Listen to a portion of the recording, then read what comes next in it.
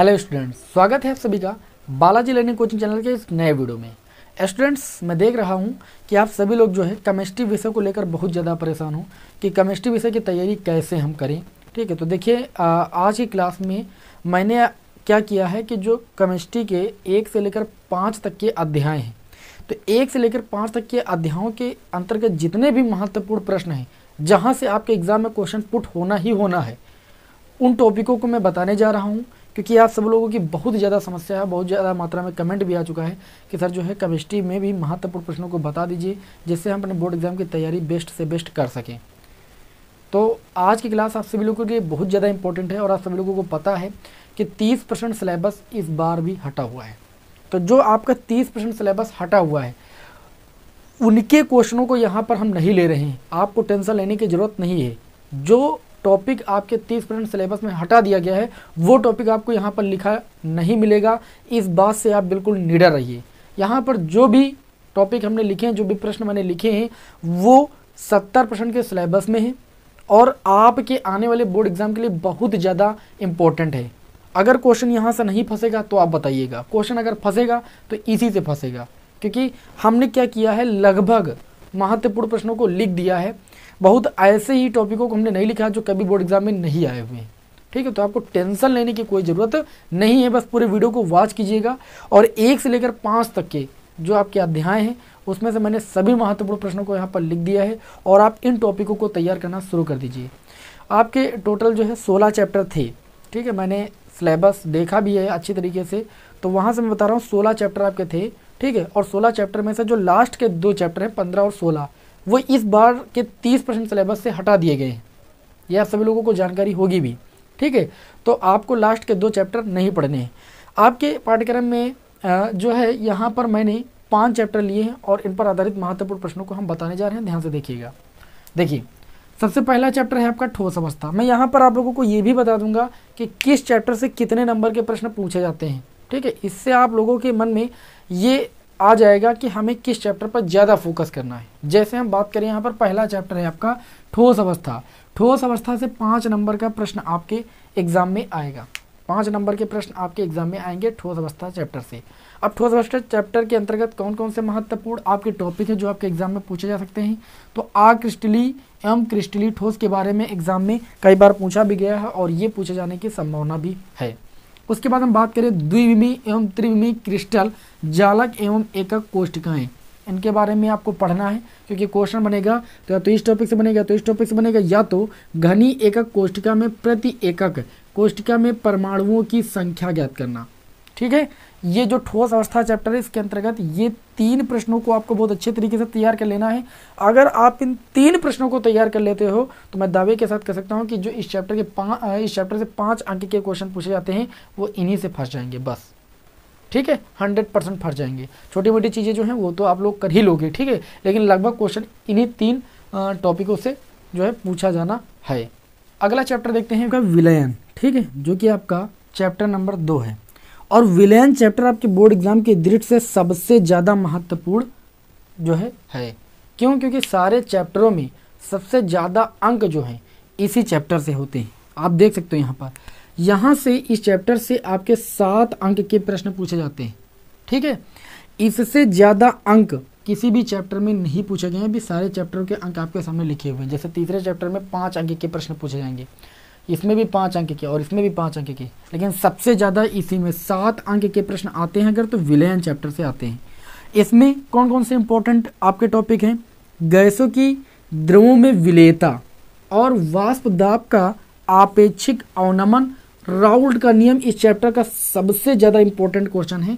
ठीक है, राउल्ट का नियम और साथ ही में वाष्प दाब का आपेक्षिक अवनमन भी बहुत ज़्यादा इंपॉर्टेंट क्वेश्चन, इसको आप बिल्कुल भी छोड़िएगा नहीं।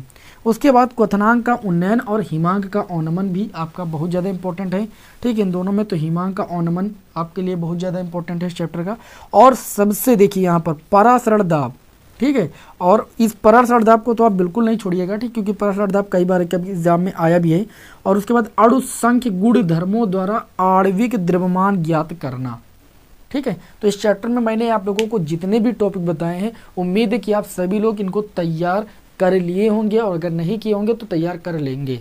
ठीक है, छोड़िएगा नहीं, क्योंकि इन्हीं टॉपिकों से 7 नंबर के प्रश्न आपके एग्जाम में आएंगे। ठीक है, देखिए एक एक नंबर की आप तैयारी करोगे तभी जो है अपने एग्जाम की बेस्ट तैयारी कर पाओगे।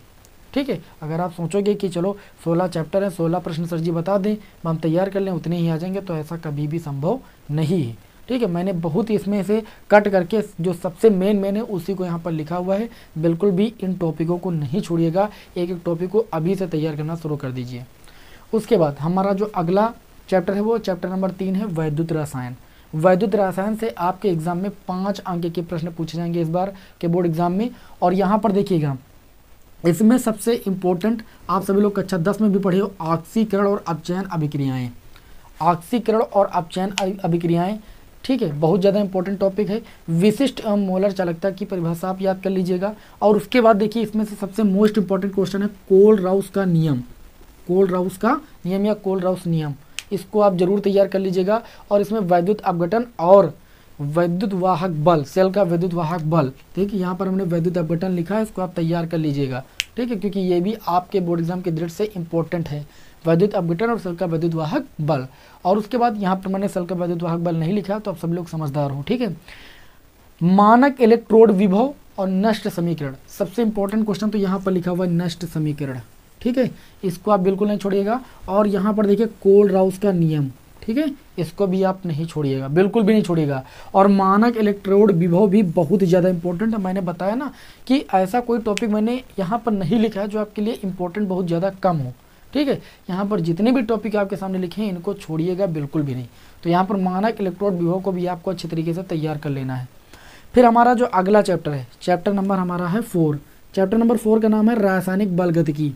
रासायनिक बलगतिकी से आपके बोर्ड एग्जाम में 5 अंक के प्रश्न पूछे जाएंगे।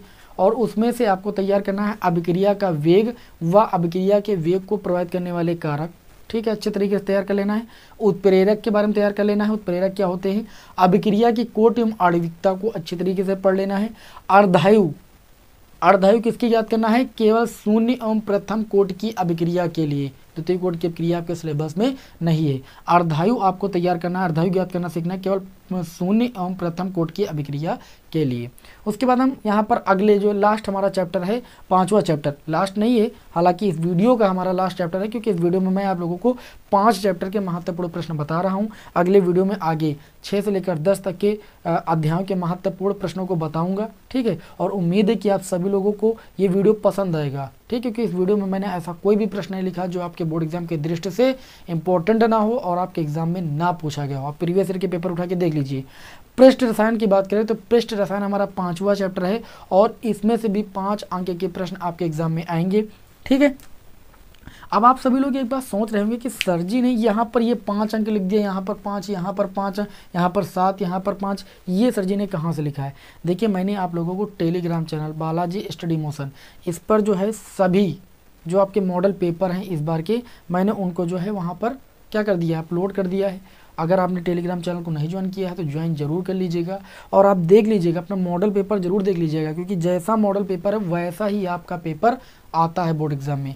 तो मॉडल पेपर में आप देख लीजिएगा 1 नंबर के प्रश्न केवल बहुविकल्पी वाले ही हैं, बाकी केमिस्ट्री विषय में कोई भी 1 नंबर का प्रश्न नहीं पूछा गया है। 2-2 नंबर से स्टार्टिंग हुई है, 2 नंबर के प्रश्न आए हैं, 4 नंबर के आए, इस तरीके से प्रश्न पूछे गए हैं। लेकिन 1 नंबर के अति लघुत्तरीय प्रश्न फिजिक्स के तरीके से यहाँ पर नहीं पूछे जाएंगे। ठीक है, इसलिए अच्छे तरीके से आपको तैयार करना है, केवल बहुविकल्पी प्रश्न ही 1 नंबर के आएंगे।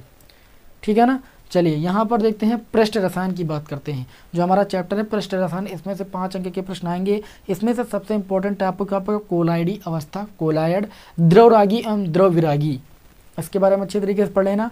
और कोलाइडों के गुणधर्म, सबसे ज़्यादा इंपॉर्टेंट क्वेश्चन की अगर बात करें तो यहाँ पर आता है आपका टिंडल प्रभाव, और यहाँ पर आता है ब्राउनी गति, और तीसरा आता है आपका स्कंदन। ठीक, स्कंदन और वैद्युतकरण संचलन। ये टॉपिक आप बिल्कुल भी एग्जाम में छोड़कर नहीं आइएगा, मतलब एग्जाम में जाइएगा ही नहीं छोड़कर, पहले से ही पढ़ लीजिएगा अच्छे तरीके से, तो एग्जाम में छूटेंगे कैसे। ठीक है, उम्मीद करता हूँ कि जो इस वीडियो में मैंने आप लोगों को प्रश्न बताए हैं, जो महत्वपूर्ण टॉपिक बताए हैं, इनको आप तैयार कर लेंगे। और ये वीडियो देखकर आपको लग रहा होगा कि सर ने ऐसा कोई भी टॉपिक नहीं बताया है जो हमारे लिए व्यर्थ है। यह सभी टॉपिक आपके एग्जाम के लिए बहुत ज़्यादा इंपॉर्टेंट है। आप सभी लोगों की कमेंट बहुत ज़्यादा मात्रा में आ रही थी, इसलिए मैं आप लोगों के लिए वीडियो बना रहा हूँ। और मैं उम्मीद करता हूँ कि ये क्वेश्चन ही आपके एग्जाम में फंसने वाले हैं, अध्याय 1 से लेकर अध्याय 5 तक, ठीक है। और बाकी के जो अध्यायों के महत्वपूर्ण प्रश्न हैं वो आगे की वीडियो में मैं आप लोगों को प्रोवाइड करूंगा। वीडियो कैसा लगा हमें कमेंट बॉक्स में ज़रूर बताइएगा, ठीक है। नेक्स्ट वीडियो में मिलते हैं नई जानकारी के साथ। जय हिंद, वंदे मातरम।